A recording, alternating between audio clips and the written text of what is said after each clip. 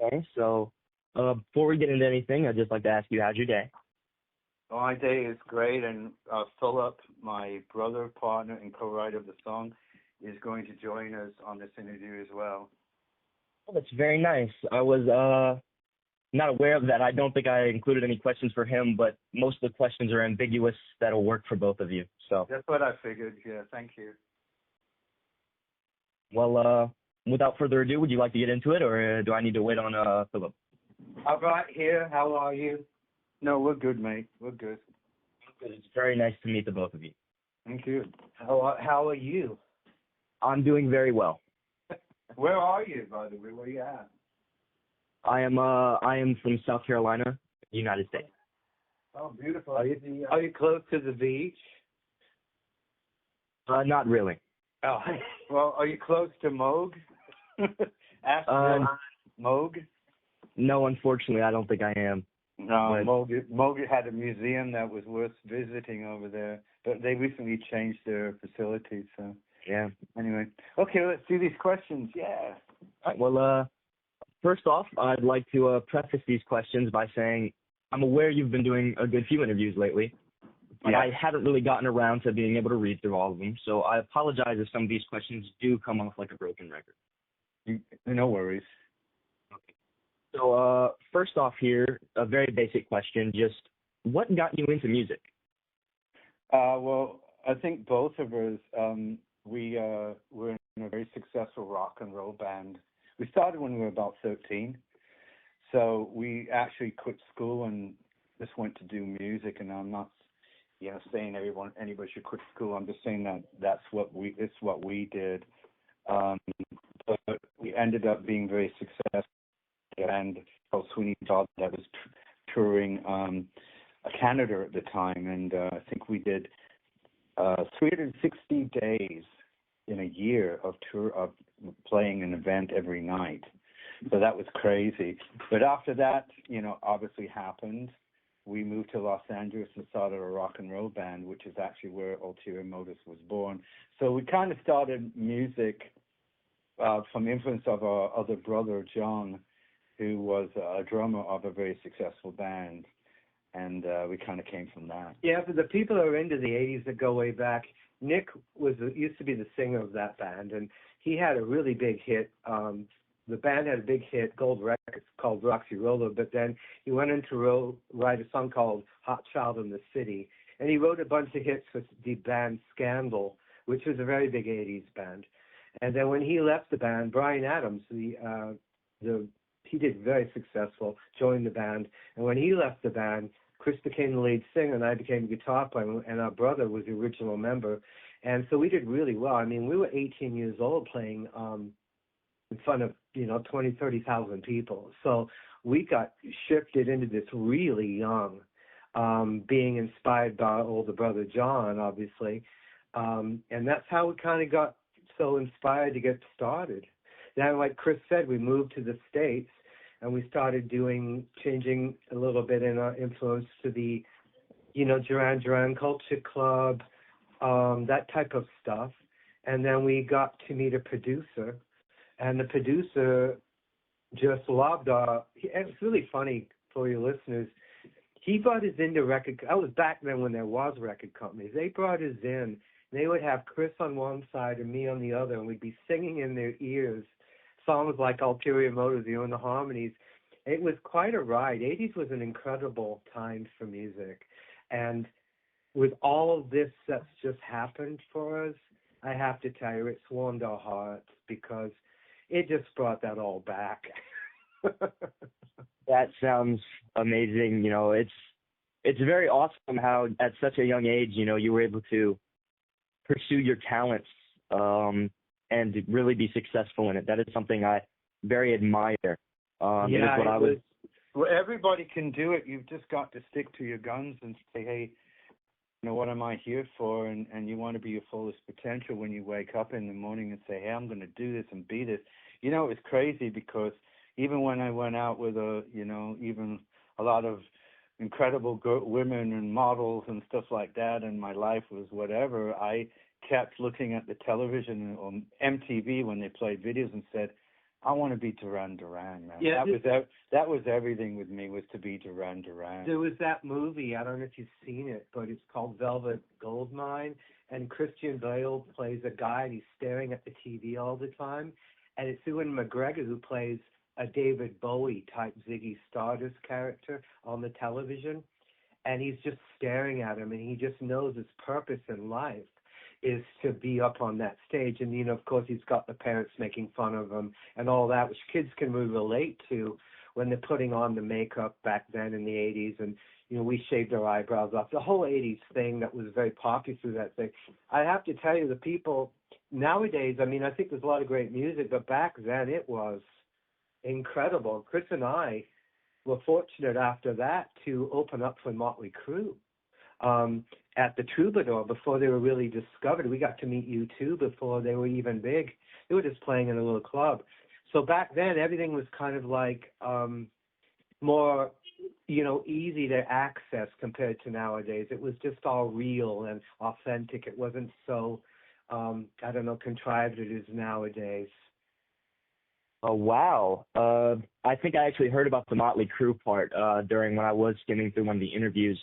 But Yeah. I think this is a good segue into it. I'm sorry for cutting you off there, but I think this is a good segue into our next question. You know, Good. you kind of delved into it a little bit, but what or who were your biggest inspirations as a producer and musician? David Bowie. Trevor Horn, if you know who he is, right? He goes to Hollywood, ABC, Grace Jones, Seal, all those. The Cure, Robert Smith, what a legend. Still today, what a bloody legend he is. You know, just all those kind of bands. Howard Jones, Thompson Twins. Thomas Dolby. Yeah, you know, all the really cool stuff. Yeah, all those incredible people. Of course, the Beatles actually was our biggest one when we were in England, and we were four. We would run around with plastic guitars singing Beatles songs when we were 4 years old. Yeah, when we moved to Canada and then moved to the States, we used to sing, God, makes you feel older, Help, I Need Somebody Help, the big famous Beatles songs, and the girls would chase us around outside when we were 7 years old. I mean, we never had a normal life. You know what I mean? Like a normal view on life. We always thought, this is what we're here for. This is what we're here to do. That is a very, like I've said about your previous things, that is a very admirable thing. I feel somewhat that about myself as well. I know what I want to be, and seeing that trait in two people such as yourself who are now garnishing a lot of recognition is very good and is probably very inspiring for people similar. And when people will hear this, hopefully that'll push them forward and, you know.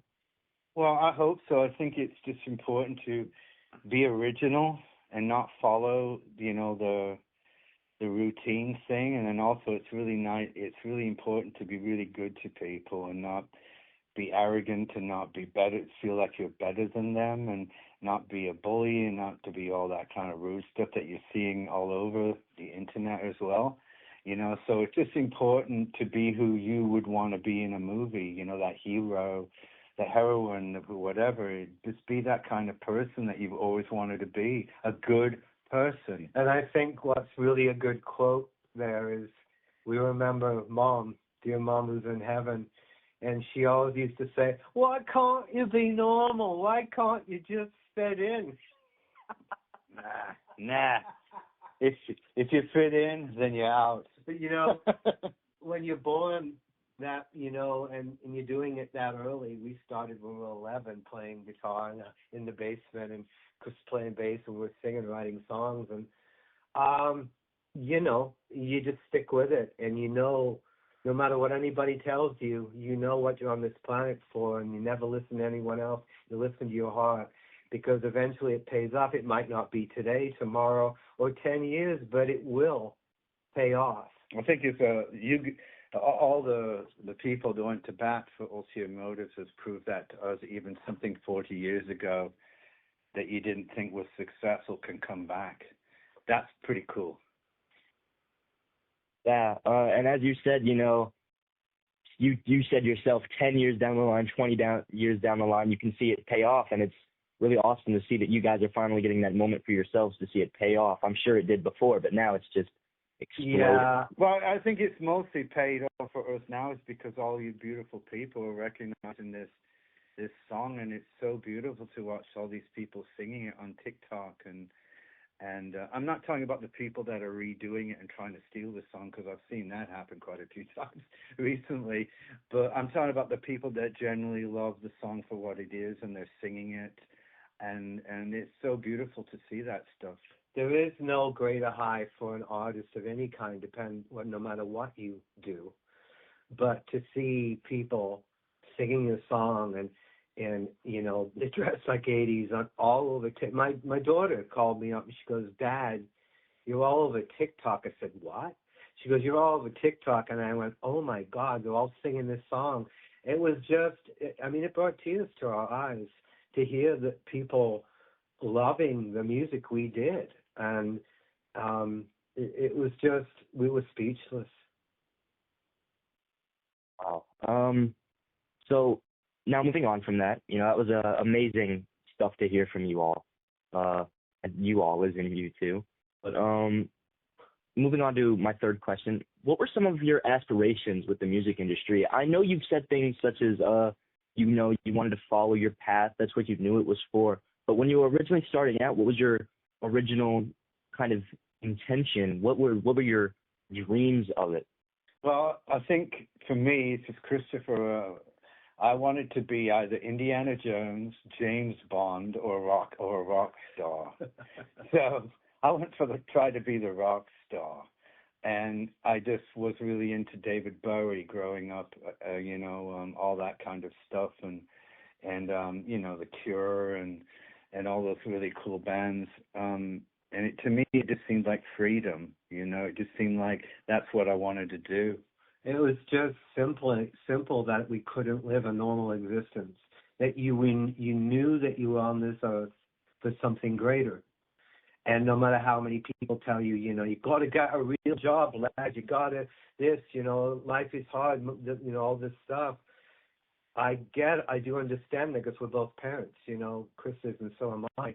But you never squash somebody's dreams, and our parents supported us the whole time. And with our older brother being 10 years older and him being famous already in a rock and roll band, before we joined that band, we ended up joining his band, which had all those hits in Canada, and they got gold records.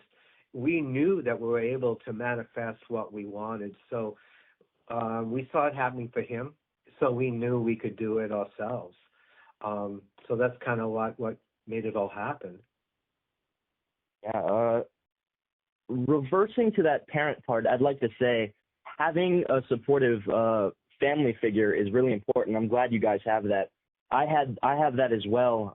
You know, my parents buying my instruments and my laptops and my recording gear. Exactly. Yeah. That's awesome. That's awesome. It's so amazing. And one thing that always was good for me is when I would show my parents my final works and how they would love it and they'd be proud of it. Can you tell us maybe a time when you showed something to your parents and you kind of got that feeling?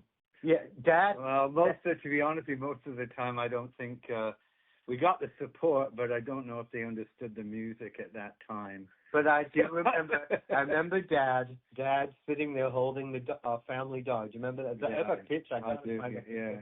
And he's listening to us rehearse, and I swear he's got earplugs in, but he's smiling and tapping his toe, and to be honest, they were always there for us. They were always there. He bought me my very first Marshall stack and amplifier when I went and joined the bigger band in Canada, and this was pre this song, of course, that has been so successful. This one that we call Ulterior Motives.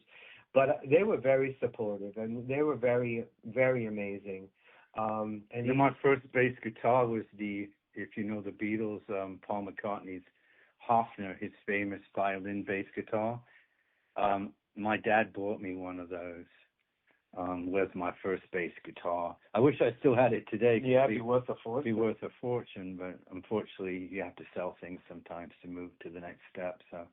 But yeah, they were great. I mean, when you're talking about parents, and I know you know what I'm talking about, it can go two ways. You can either have supportive parents that push you all along the whole way, and that's really wonderful, or you can have parents that don't believe in you, and that creates such a drive in you to prove that they're wrong that you can do it that way. But no matter what way you've got behind you, you've got to choose your own path in life. You're not going to, someone, I want you to become a lawyer, I want you to become a doctor, I want you to become whatever I do. That is not going to work. It's just not going to work. Yeah, so on to the fourth question that I put. This one is a bit more leaning towards the origin of the song, but we're still not really moving into song questions yet. Did you intend to put your music into the adult industry? If not, what did you originally want to do? Potentially radio play? And maybe you could tell us a bit about your music distribution. Yeah, we were out for a record contract like everybody was. We were, we were back in the 80s, so the 80s were like Culture Club, George Michael, Duran Duran, Spandau Ballet, all those type bands. And we wanted to be one of those bands, so we were just writing pop hits and, music and trying to make a living. And in between, obviously doing music and even buying the equipment to do it in order to afford, say I don't know what you used to record, but back then it was like 4-track cassette recorders, and stuff like that. And so even that was like $1,200 back then, So even to afford that, we had to work, and we ended up, working on in Hollywood doing actually art department in big movies.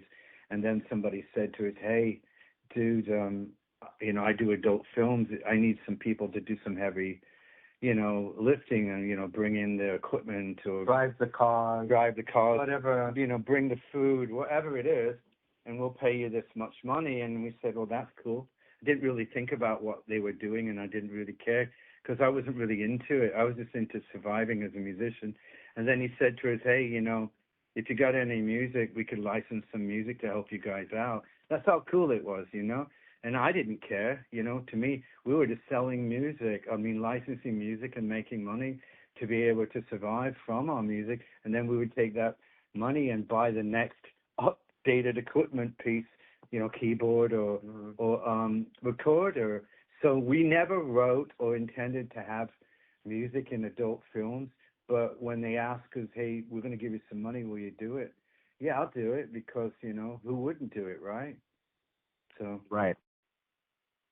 I don't judge, too. I think it's important not to judge. And I don't judge people that have to get into whatever they need to do unless it's hurting somebody, Yeah, I mean, don't judge. That whole thing is an interesting conversation because, people can be judgmental about adult films and stuff like that. And but I also have to tell you from personal experience of being on those sets, just doing PA work and whatever we can do to make money as a musician, that those people were super nice, and those people were making films. They were shooting with film cameras. They had so much lighting and camera equipment, and they were shooting actual film. They were doing it like a real movie. Those budgets were close to $200,000 back then. It's not like when you think of adult films now, which is absolutely ferocious, the internet-based stuff. But back then, it was its own expression. The movie Boogie Nights was a good example, kind of what it was like then. Everything changed. When everything came and then went to video in the 80s, everything changed. So it's not about defending or not. It's about understanding that it just was what it was like back then, and it was different. And like anything else, it's become really overexploited, really, damaged. Well, the next question I had, I believe I'm going to skip over because you've already kind of answered it. It was just asking about your early years as a musician, and you've really delved into that. So we'll go ahead and, at the time I wrote this question, I was not sure if you were working with Phillip on music, but now that I am fully sure, can you tell us what it was like working with family? Well, I mean, Phillip and I are twins, identical twins, and that's a pretty close. You can't get any bloody closer than that. We were born, we were in a stomach alone together for 9 months, and then when you come out, you're one person split into two. That's what a twin is, So if you think about it that way, it's like having four hands. It's pretty cool. So we kind of always got along in the sense of we always liked the same thing, and we knew what we both needed to do without even talking to each other. So for that reason, it was great. But, obviously working with family sometimes has its, personal ups and downs. But it has been very good, as far as that. There's a term called twin talk, and that's an unspoken language between twins. And that's why one of our entertainment companies is called Twin Talk Entertainment. And it's basically, whether we do music or what we do is a lot of movies and films and television now, that we have a lot of stuff on Amazon and Tubi and Apple TV, is that Chris also shoots, I shoot, we edit, we produce, we whatever. It's like having somebody like yourself doing that other job. So you never have to worry whether they're going to do it passionately enough as you would do, because they're part of the same whole. So it's been quite a blessing throughout our time. Wow, you guys really sound like a dynamic duo. I'm so glad to hear that. And I personally am not a twin, but I do have a bunch of older brothers. And the way we click is great. But I mean, if you have a twin and you're both passionate about the same thing, I can only imagine the wonders that happened in the studio. We need two more of us. Well, mate, it's like, I'm sure that you know what it's like to work. I mean, imagine having two of you. That's pretty cool, right? Because you can get the job done. I wish we had five of us right now, to be honest with you. Because, I mean, even with as many synthesizers I have, I could really use about 8 hands. Well, with my procrastination, I can barely handle one of me. Well, yeah. Well, we all go through that. We do. Yeah. Well, how do you guys feel about this newfound fame? How do you want to move forward with it? Well, again, we only found this out on April 28th. Okay, and that's not too long ago. That's like 3 or 4 days, 5 days ago.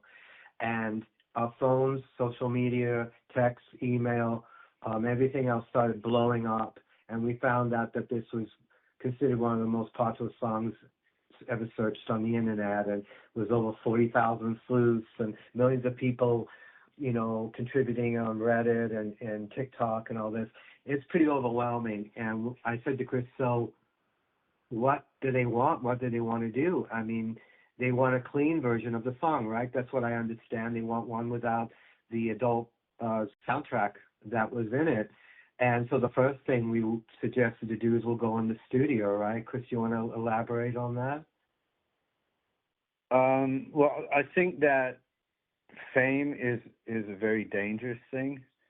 So I try not to take it any more than it's worth. It's like maybe just have a really good meal at like Texas Roadhouse and enjoy that steak, because tomorrow you might be eating at McDonald's. Fame goes up, whatever goes up must come down. So don't try to get into the word fame. Philip and I have been very somewhat popular because we have a very big following for the paranormal and the horror movies we do, and we've been involved in some very big companies like Sony and Universal Television and many more networks. So we've seen one day you have $1 million, tomorrow you have $1. That's just the way it is. But what I do think is different about this one is that it's coming from the people. It really is coming from and the younger generation too, which is just really cool. My son's 16 years old, so he thinks I'm God now on the internet, and which I'm not. But it makes me feel good that he's proud. So I think for a lot of reasons, this has really warmed our hearts, and to see all these kids singing it, and just seeing everybody just saying I love that song, and even the interaction I'm getting on TikTok and on Instagram, which is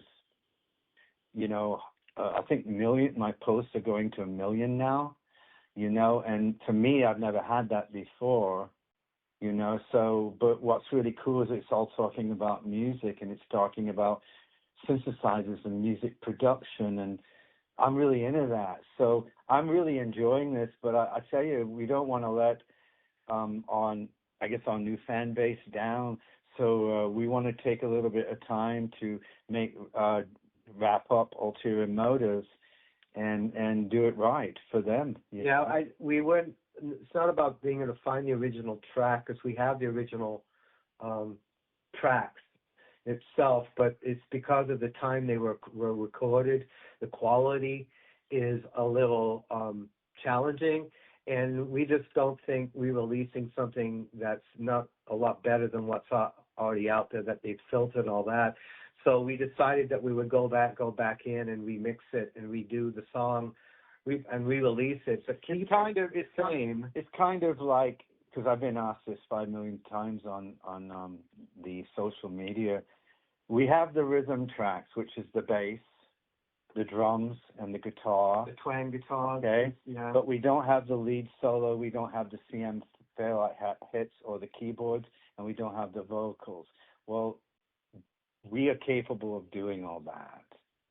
So we're going to use the original rhythm tracks because they sound great, but the other stuff is kind of non-existent. So we're going to go ahead. So we're going to remix or remaster the rhythm tracks, so to speak, and then we're going to go ahead and put in the missing parts and then mix the song with a fresh, high technology sound, but still sounding like the 80s, but, where the bass sounds nice and clean and the highs sound crisp, not garbled, like, an older style song would. That's great. That was a question that a lot of people were wondering about, if it was going to be a remix or a remake or things like that. It's awesome to hear that you guys still have some of the original files. Yeah. But, and also we have the original equipment that we recorded it with, as far as musical equipment, because they were all asking me, how'd you get that guitar sound like that? How'd you get that? And back then there was a thing called a MIDI guitar for the tech heads out there. And in the 80s, you could run out a good guitar feed out of the jack, but you could also trigger a keyboard at the same time, a synthesizer. So when you play it, it's playing a synthesizer and a guitar at the same time. And that was very popular back then. And I still have that guitar. So we're going to re-record it with the same gear. Wow. Well, we're kind of reaching the point where we're going to delve to the song soon, but this is one of the last more personal questions. Just generally, do you think you could tell the people more about yourself, your interests, cool moments in your career, things like that? Well, I mean, we've been in the film business for so long. We did that because we needed to make our movies made more money than music. Where music is for all the people, and I know you're in the music business too, is to try to get into music for movies. Not adult movies. I'm not saying that, but I'm saying for publishing. Publishing is where the money is in music for films. So you want to try to get your songs into kind of a Netflix or something like a movie or whatever you can. That's a really good thing. We've done a lot of that, and it's done very well for us. Yeah. And just recently speaking, I've kind of gone over, everybody goes through mate, you ever gone through a self-makeover? This is my self-makeover. I'm kind of want to be Mike Dean 2.0 or something now, It's like I'm just so into synthesizers and production and studios and I can't tell you, when I'm in there, I feel like $1 million. I feel like I'm in heaven, and then when I step out, I have no idea what to do with myself. I have no idea how to deal with the real world. So I go back in the studio and I go like, this is where I'm happy. I could die here. It's so beautiful. And I think it shows in the passion of the playing and the music. And I just love the fact that the audience that we're attracting now can see that. I think what's exciting, Chris and I were talking about doing a little mini documentary on redoing this song, and what it meant to us and what it was like to find this out after all this time and then to do it. And since we do, make movies and documentaries and have been very successful at it, we thought that would be a really good avenue for us to do with this, and people would find that very interesting, because we'll always continue on with our movies and doing that, because we love to film, and we're really deep into cinematography and lighting and depth and meaningful stuff. Yeah, with that said, I think, you'll find that sometimes it's important to step away. As much as I just said, I love being in the studio. Sometimes it's important to walk out and smell the roses, so to speak. Do something different, so then when you get back in there, you'll be energized. I do think that's important too. That you, and also that, it's like the concept is, like Paul McCartney played bass, and he can sing and he can write songs. But back in the day, it's like you could either be a singer or a bass player, but you couldn't do both. And I have to say, why can't you do both? Why can't you do 5 things, 6 things? Why can't you do that? If you can do it, you should do it. And people shouldn't be locked to saying, well, you can only do this, you can only do that. Inside what, makes you happy. Inside what makes you want to do music or podcast or anybody what they're doing. What really turns you on and makes your boat floats. You should do that now while you have the energy. Don't let your life pass by and suddenly you didn't do what you wanted to do. I think the happiest place in our life, besides our children being born, is creating. I think if you take creating away, the ability to create, whether it's music or film, writing, directing, shooting, editing, shaping that mold, whatever you do, then I don't know what we would do. So we will just continue to keep creating whatever we do. And also remember that that everybody dies, but not everybody lives. And the concept is that, like, when you die, you can't take anything with you. You can't take your car or your fancy house or all your synthesizers. You can't take them. But one thing you have left behind is you're leaving something. You're not taking something, and what you're leaving is your art. And your art will always be around forever. And I think that is really cool. That is very beautiful stuff coming from you, hearing you. I actually can relate to a good bit of what you said. There was a bit of miscommunication. I dabble in music, playing guitar. I used to be in an orchestral band, but my main focus is being a producer of movies, podcasts, things like that. Wow. Okay. And I can relate to when you're in kind of that zone. It just feels so good. Yep. I'm a big writer for things like stories and scripts, and when you get into it, it's beautiful. It kind of takes you out of reality, at least for me, a bit, and being able to put those. It heals the pain, and when you're doing what you want, there's less pain. As a scriptwriter, a fellow scriptwriter to you, brother, I'll tell you right now, I won SAG at the Screen Actors Guild Award for Best Independent Script for the movie Dark Place we have out now on Tubi and Amazon and Apple. But that was a very low-budget movie, and to win that SAG award for independent script. But I have to tell you, when I was writing that script, I swear that I got a break to eat. I was so into creating the characters, the way they move and how they breathe, and I could just see them in my head. Then I'd leave for dinner or sushi or whatever. I'd come back, and I swear, honest to God, that those characters, those quirky characters, were sitting in that room saying to me, well, are we going to continue? Yeah, I feel the same way. When I write, I'm a big mystery, horror, thriller writer. When I write, I immerse myself in that world. I'm not sitting behind a computer at a desk or at a table. I'm in that world. I might be in that creepy forest or in the dingy crime alley, or I might not be the writer at the table. I might be the detective looking for clues. It's a beautiful feeling. Well, welcome to the beautiful world of creation and art. Yes. Thank you. Well, to move the questions a bit more toward the search, can you tell us a bit more about how Ulterior Motives came to be? I know you told us about the film producer reaching out to you, but can you tell us more about how you were coming up with the lyrics and in the studio with each other making that? Well, we had just got a record contract with Jet Records in England, which was at that time part of CBS, which was a big record company that Clive Owens used to use, which Michael Jackson was involved in.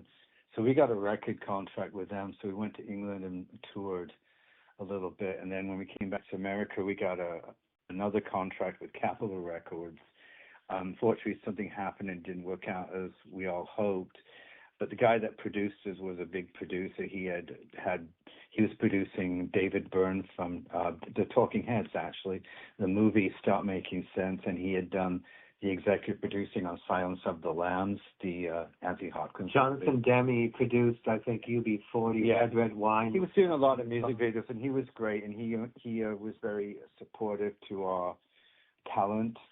So we were writing a bunch of, songs, and we were listening. I was listening to them yesterday. We have about 10 songs that I'd like to try to get out there, but they're very poppy, they're very, very commercial and very Ulterior Motive-like. And we were just writing from experience. A lot of it, of course, is, girlfriend problems. When you were, I think we were 20-something, I can't remember. But, you have a lot of girlfriend problems. So, obviously Ulterior Motives is obviously what that is, where she's with you, but is she using you? What does she really want? What is she really after? And for you listeners, not that we'll change it if you guys want us to. The words isn't everybody knows that.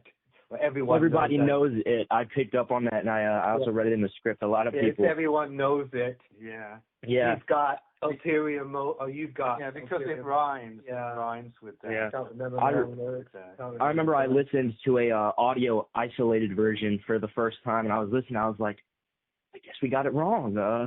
Everyone knows it. Yeah, you've got Ulterior Motives. Well, they were listening to the Japanese girl singer that was singing it, right?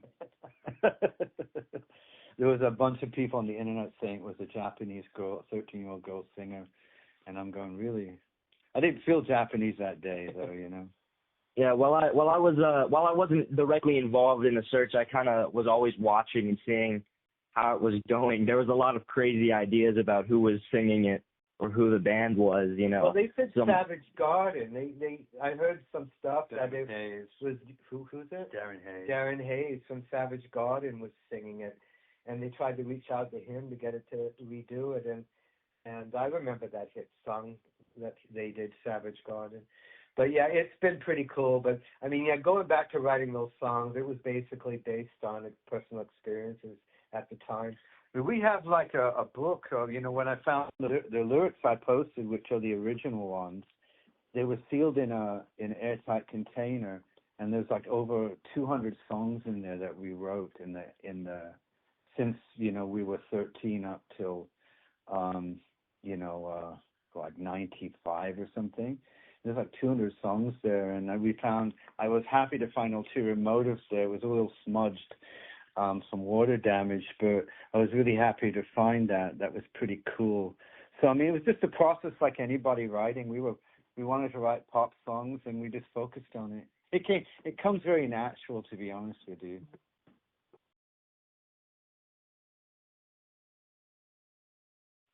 So we're going to move on to question number 12, which is going to move us into more of the FAQ from the community. Most of these questions are, actually all of the FAQ is coming from people that had submitted what they thought, what they wanted to know, and I picked up on that to bring it here to you guys. So Very cool. One of the shorter ones that I see popping up a lot is, what instruments did you use for the original recording? One community member specifically wanted to know what synth and guitar model, if you can remember. I will. I'll give you. It's a Casio MG10, MG510. It's called a Casio, if you can believe that, a Casio MG510, and it's looks like a black Stratocaster with a Wanger bar. It's a phenomenal guitar, but it triggers keyboards like I said earlier to you. You can get them like on Reverb. They're really classic. $1,000 to $2,000. Yeah, they're very classic now and hard to find, but I still have the original one. But that's the answer to that question on the guitar. And then a Lynn drum machine for the drums. Had a real bass player. The synth was a Korg Poly 6, which I don't have anymore, but now they're worth quite a bit of money. They're being classified as like old Moogs now, so they're worth quite a bit. But it was a cool. I went through synthesizers like Warder back then. I would play it like on like an album or a bunch of songs, and I didn't bother programming. I just got rid of it and got a new synthesizer. So I went through many synthesizers. But I mean, you're talking about old Oberheims, Fairlight. CMI Fairlights, which does the orchestra hits. Had a real bass player, and of course, Neumann microphones for the vocals, and it was done on some of it was done in a recording studio, and some was it done at a home studio.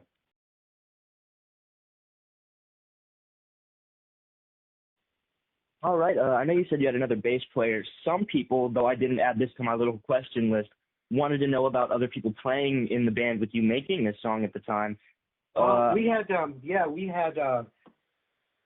the pleasure. I don't know. This might be too long ago for a lot of your listeners, but there was a TV commercial that was out called the California Raisins, and they would all sing like Motown, and they would animate them like raisins. Some people will remember that, but those singers, those incredible. It was for the commercial. African American raisins, right? Yeah, they were like Motown singers. Yeah, commercial. We got them in to do quite a few tracks and to do backups for us, and that's when we talked about releasing this '80s album. With these are the songs you'll hear them, because we covered a lot of Motown. The bass player's name was Ira, and I feel really bad that I can't remember. Irene? No, I can't remember.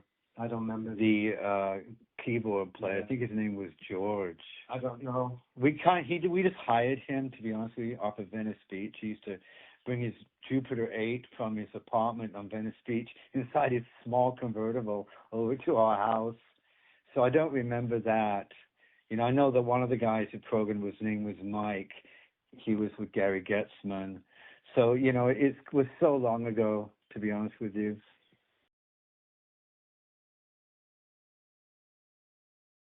That. So it's pretty exciting. We've been approached by record companies, if you can believe it. I don't even think record companies still out there that are now wanting to press this stuff for us on vinyl. Oh, well, a lot of people have actually been interested in that. I think you should look into that. Yeah, definitely. Well, I think the first thing is to get the vocals done on this song first, and then we can get that record out. Some things I've seen people wearing is if you're going to be able to replicate the vocals enough, as you've gone into your older ages. I think personally you're going to do well, but I appreciate it, and and I that thought occurred to me, but I did hum it, and I was able to pretty much capture everything. The real high notes, I might need a little help, but I mean that's not something you can't pick up after rehearsing and practicing for a bit. But being, doing a lot of keyboard work for the last years, I really haven't done a lot of singing. I'm pretty sure I can nail the verses and the choruses. As far as the real high things of the part, I'll do my damn best. And auto-tune was not available back when I did it, so I didn't use auto-tune. I'm not going to try to use auto-tune on this at all, neither. I do have auto-tune in my studio, but I don't really use it. So we'll see what happens, but I'm pretty confident. I mean, we're gonna put it out when it's right. I'll tell you that, though. It's not going to be something that's going to let anybody down. We're also going to do some remixes of it too. I'm really excited about it. I mean, I really am. It's the reason to get out of bed, I think, right now. Okay. Another question asked by user Inverse Square Law.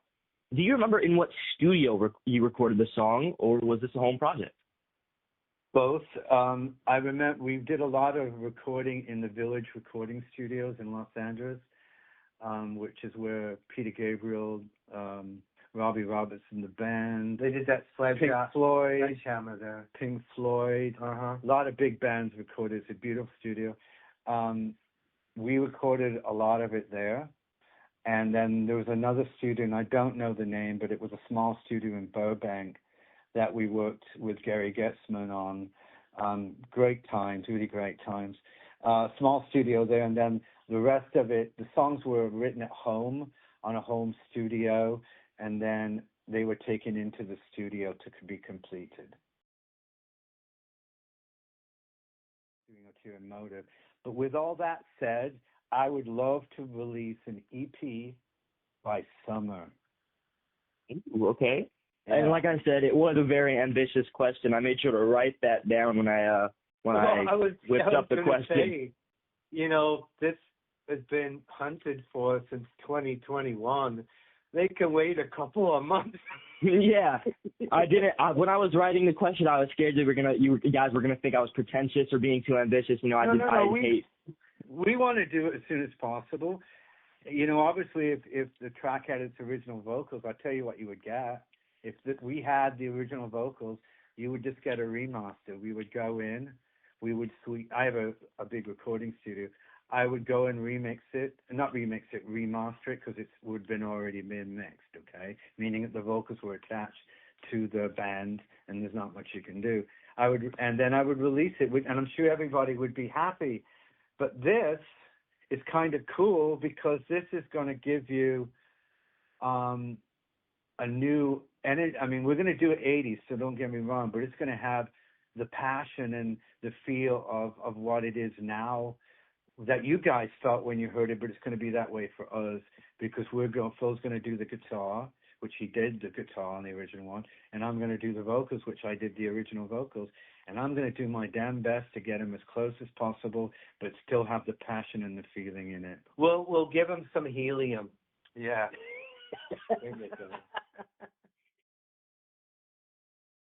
You know, you were speaking about that mystery thriller. You know, that sounds right up my alley. As you know, I'm a writer that does that kind of stuff. What is it called? I'd love to watch it when it comes out. I don't think we can discuss it right now. Yeah, it's a working title right now. We're not even be able to.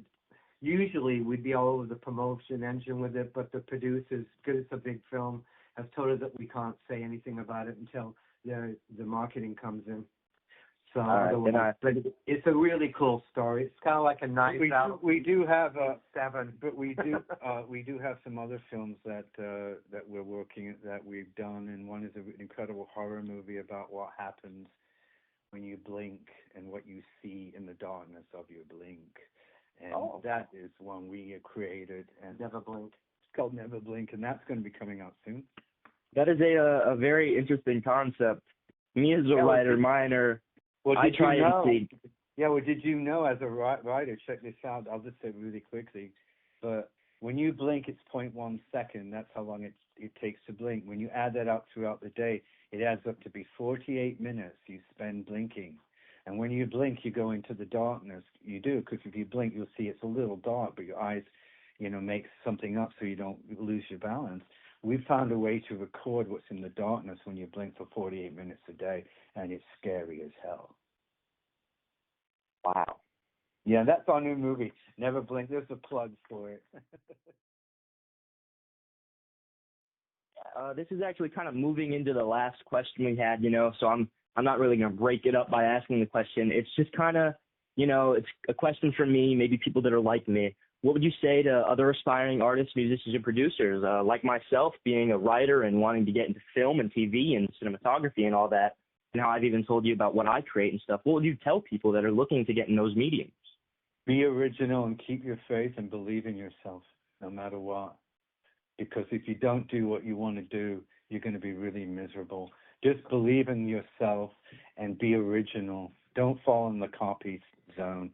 Because originality kind of gives you an upper hand when someone's looking for something new. Well, hey, kind of like the way we just mentioned that Never Blink title. Nobody's really done that.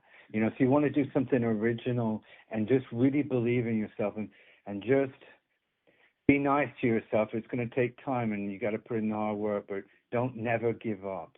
And I would say, whatever you do, get to it. Like, don't say, I need an expensive camera before I can do a movie. I need this piece of gear before I can make it. It doesn't matter what you got, whether it's your iPhone 15, if they got some good. I'll tell you, if we can even help anybody or inspire anybody, then that's all we need. Because I just want to share that when there are people that are accountants that find accounting. They find accounting sexy, it really works for them to do accounting. I think that's great. There are people that make hamburgers that are really into, and they make the best hamburgers. So no matter what you do, just have passion in what you do and really enjoy everything you do, and you'll find that it's not a job anymore, and it's not a tedious, monotonous thing because you really enjoy it because you're taking the care and the time and the passion. But, if you really want to be an artist, then just it down. I'm going to do this and do it. Yeah, as I'm getting closer to adulthood and working on things like these interviews, I reached out to you on a whim, not even sure if I would get a reply, and I got it, and here I am now. I curated questions. I did all this. Since I was young, in all the way back to elementary school, I would be in the library picking out the biggest books, and I've just always felt it and known it that I wanted to be a writer. I wanted to create, put things out there. Well, it's amazing what passion can do. I look forward to reading some of your great things that you're going to write in the future, because you have a great attitude, and I could tell that when you wrote me, by the way. That's why I granted you the interview, because I could tell that you were heading that way, and I love to help anybody I can if I can do it. So you're going to write something great, I can tell. So go do it. Okay, thank you guys so much from the bottom of my heart. Go get him, dude. Go get him, okay? All right. Well, make us proud, man, okay? I will. Bye-bye, fellas. It was amazing. Cheers. Cheers.